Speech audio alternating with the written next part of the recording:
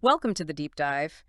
Really glad you could join us today. We're heading beneath the sands of Egypt to the ancient site of Oxyrhynchus. Got some absolutely fascinating archaeological finds to talk about, things that really tell a human story. Yes, and for this, we're drawing heavily on some great video excerpts featuring anthropologists Bibiana Agustí and Francesca Pullia. They're right there on the ground with the Oxyrhynchus mission. Exactly. Their insights are key here. And like you said, our goal isn't just, a list of artifacts. We want to get at the stories. What do these bones, these objects, tell us about the people, about their lives, their society? That's the core of it, really, understanding the human element. Okay, so let's set the scene. Oxyrhynchus. Where exactly are we talking about in Egypt? Right. It's in Middle Egypt, about 190 kilometers south of Cairo. It's on the west bank of the Bahr Yusuf River. That's a branch of the Nile, right across from the modern town El Benassa. So not right next door to Luxor or the pyramids, but still significant. Oh, definitely. Its position near the Nile and the Fayum region gave it, well, strategic and economic importance back in its day. It was a known center. I see. And the digging, the excavations, they seem focused on particular areas. That's right. The anthropologists in the video talk mainly about the northern sectors, areas 40, 41, 42. That's where they found a lot of these Ptolemaic tombs recently. Ptolemaic era, okay. And they also mentioned the High Acropolis. This is an elevated spot they would use for burials for a really long time. We're talking for the Setmia 8 period, maybe 6th century BCE, right through to the Arab conquest in the 7th century CE. A huge span. Wow, over 1,000 years of burials in one spot. That's incredible. You mentioned different kinds of tombs. Yes, they made a distinction. There are the built tombs, numbers 1 through 67. These are underground chambers, lined with actual construction materials. Okay. And then there are hypogea. These are different. They're basically cavities, sort of like artificial caves, just carved straight out of the rock for burials. Got it. Built tombs versus rock-cut hypogea. So let's dive into one of those hypogeum 4. What makes it stand out? Hypogeum 4 is pretty remarkable. For starters, the entrance. It has a well, and right there they found terracotta figurines. Figurines, what kind? The style is known from other places even further north, so finding them here helps, date the tomb, maybe see connections, cultural links across regions. Interesting. And the entrance itself? Well, that's a bit of a puzzle. These entrance shafts, they call them boetius wells, they actually weren't big enough to lower the sarcophagi they found inside. Really? So how did they get them in? They think the real entrance was a vestibule that was later blocked up. That must have been the way in originally. Okay, a bit of architectural mystery. What about the burials inside? What do they find? Inside, in 3 chambers off the vestibule, they found successive burials. Mummified individuals, they were wrapped in really fine linen, which was then coated with plaster and painted. Painted linen. Wow. Painted with what? With traditional pharaonic protective symbols and motifs. Things meant to help in the afterlife. But you can imagine this stuff is incredibly fragile now. A real challenge for conservation. I bet. Such a delicate link to their beliefs. Did they notice if men and women were treated differently in burial? That's one of the fascinating things. They didn't see clear differences. The mummification, the wrappings, seem pretty similar for both sexes. Huh. And the people themselves? How many were there? What did they learn about them? They studied 31 individuals from Hypogeum 4. Demographically, it's quite interesting. There were 6 children, but all over the age of 6. No infants. No infants. Strange. And even more striking, a good number of adults lived past 60. 60. That seems quite old for ancient times. It is. It's a different pattern than you often see, where you expect more women dying younger, perhaps in childbirth. It makes you wonder, maybe women had different roles here, or maybe conditions were just better for older adults in this specific community. Definitely challenges assumptions. Now, you mentioned sarcophagi. Were any particularly special? Yes, 2 stood out, likely the founding burials for this hypogeum, really well preserved. One held a male, and he had a gilded face mask, gold covered. Wow. The other held a female, and her mask was white. Both were wrapped in many layers of bandages, arms crossed in the Osirian pose. Osirian pose, right, across the chest, symbolizing resurrection. What about other decorations? They found painted pectoral masks. Those cover the chest area. Collars made with cartonnage plaques. Cartonnage is like layers of linen or papyrus stiffened with plaster, then painted. Okay. And they saw representations of Osirian and Jeb pillars, important symbols. And this recurring detail, sandals painted onto reddish-pink feet.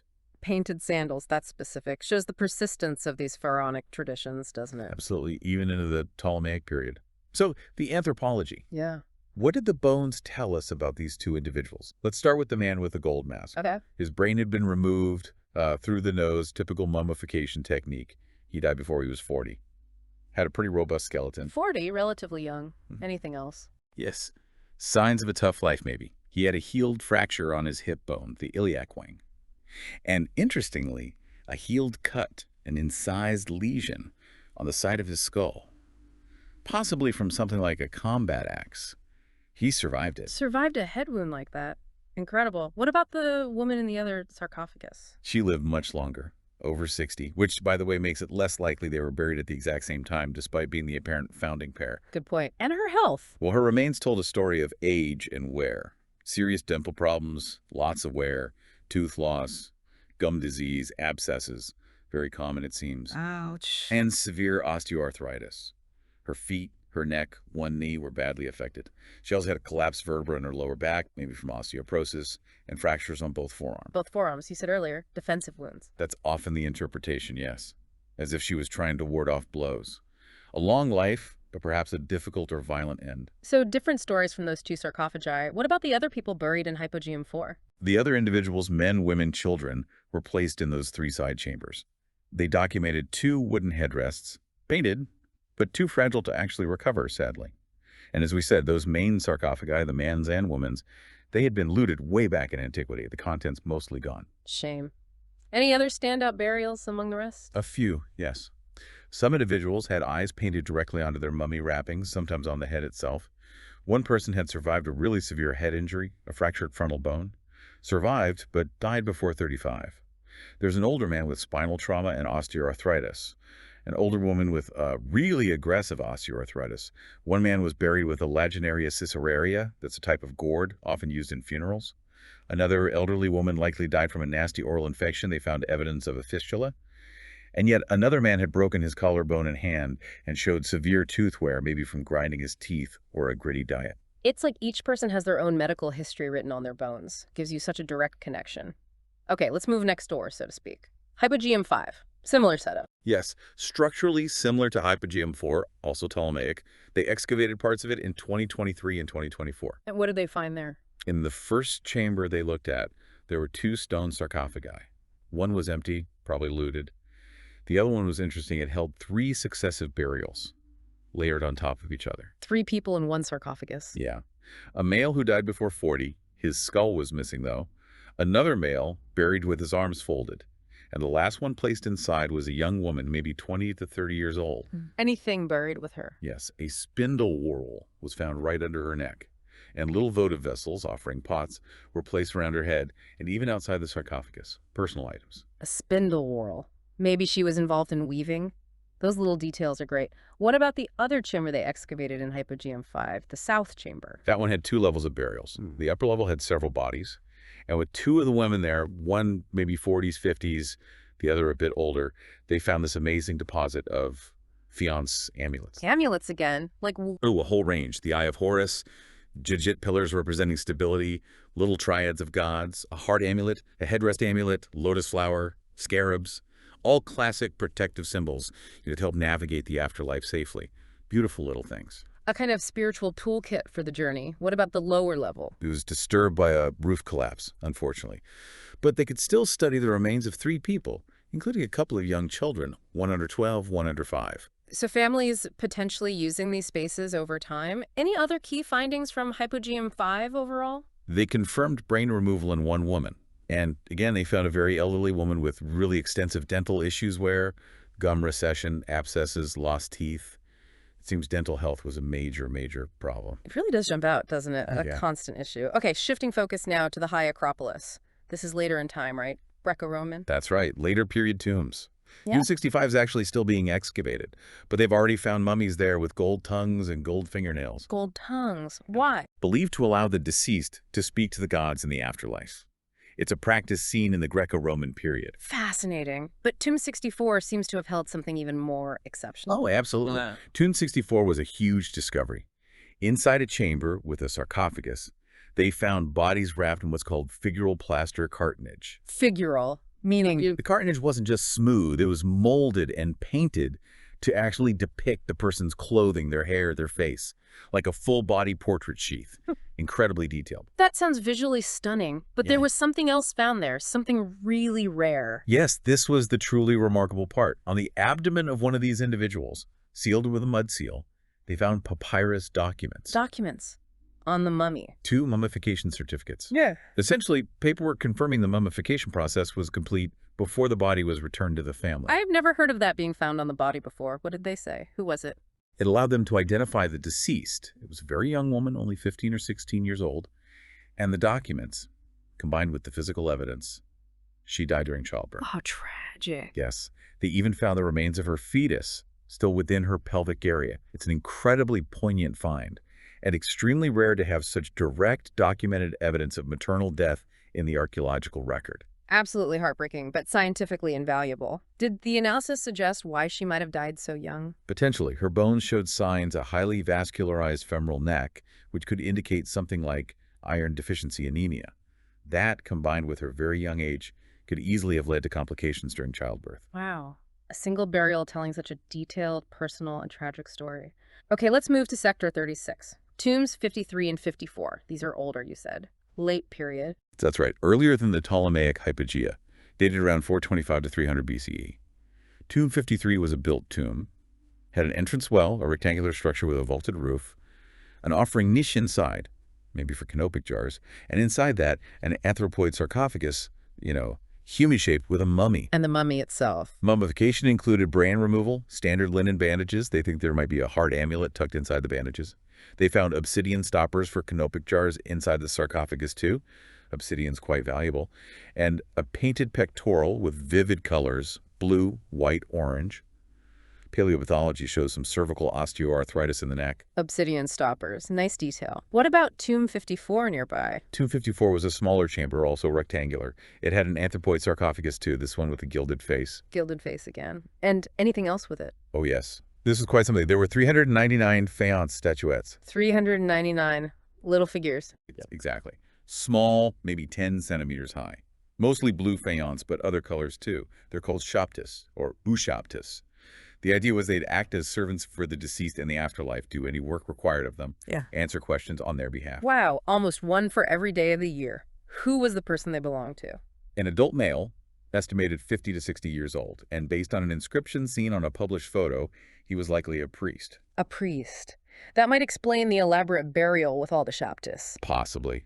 His mummification was also quite thorough. Dark resin soaked into the bandages on his chest, resin used extensively inside the body. It even got into the spinal canal. They packed his nose and eye sockets after the brain removal. And interestingly, they placed a papyrus leaf and 2 heart amulets on his abdomen. 2 hearts, that's unusual, and the resin. Very thorough preservation effort. Okay. Nearly there. Last stop, Tombs 66 and 67 in Sector 41. Back to the Ptolemaic period. Yes, Ptolemaic again. Similar structure entrance, vestibule, burial chambers. They focused on Chamber A of Tomb 67. It was notable because the walls were painted. Painted walls. What did they show? Depictions of the deceased lying on a funerary bed, or catafalque. Gives the tomb a very specific atmosphere. I imagine. What did they find inside? Well, first, in the vestibule just outside the chamber, they found the skeleton of an infant. Inside the main chamber, there were multiple burials again. They studied 26 individuals, mostly mummified, laid out straight. These were placed within 4 sarcophagi, though 3 only had partial lids left. And the condition of the mummies? Not great, unfortunately. Poorly preserved. But they could see remnants of painted cartonnage, still with vivid colors, and bits of gilded decoration like an eyebrow piece. Gilded eyebrow. Suggests some level of wealth, perhaps. Any individual stand out. One sarcophagus held another young woman, 15 or 16 years old. They could see details in her bandages, like pleats forming a fish design apparently typical of the time. They found tiny fragments of gold paint and a pulse bead amulet with her. Another teenager. It's striking how many young people they're finding. It is. And infants, too. Besides the one in the vestibule, they found evidence that infants had been placed on top of the sarcophagi and along one wall. 5 infants in total in this chamber, along with 1 older adult male, maybe 50, 60. 5 infants in one chamber. Did they see any health issues with them? Yes, some skeletal indicators. Porosity, like tiny holes concentrated at the ends of the long bones and the metaphyses, and signs of cribra orbitalia and cribra humerale changes in the eye sockets and upper arm bones. These can suggest things like rickets, possibly from vitamin D deficiency. Vitamin D deficiency, maybe lack of sunlight, Mhm. or dietary issues. Could be either, or both. It points to metabolic stress during early life. Looking at all 26 people in that chamber, the wide age range really suggests it was a communal or family tomb used over time. Makes sense. Any other general health observations from tombs 66 and 67? Similar themes we've seen elsewhere. Signs of metabolic problems, possible osteoporosis in women, hip arthritis, normal height variation between males and females. And they mentioned finding a lagenaria gourd again, calling it genaria, linking back to pharaonic traditions, maybe symbolic. So, across all these different tombs, different time periods, you get this incredibly rich, detailed picture of life, death, health, and belief at Oxyrhynchus. Exactly. It's the combination of the archaeology, the tombs, the objects, and the anthropology, the study of the human remains themselves. That's what lets us piece together these individual stories and see the broader patterns. The healed wounds, the diseases, the amulets they carried. And it makes them feel very real. It really does. It moves beyond just artifacts in a case and connects you to actual people. Yeah, and it raises so many questions, doesn't it? About family life, about community health, about how beliefs changed or stayed the same over centuries. There's still so much to learn there. Well, this has been an absolutely fantastic deep dive. Thank you so much for walking us through these incredible discoveries and the human stories they hold. My pleasure. It's truly fascinating work they're doing at Oxyrhynchus. And a huge thank you to you, our listeners, for joining us. If this has sparked your interest, and I hope it has, you can definitely find more information and updates. Check out the social media channels for the Oxyrhynchus project itself. They often share findings there. Until our next exploration into the past, keep asking questions and keep exploring.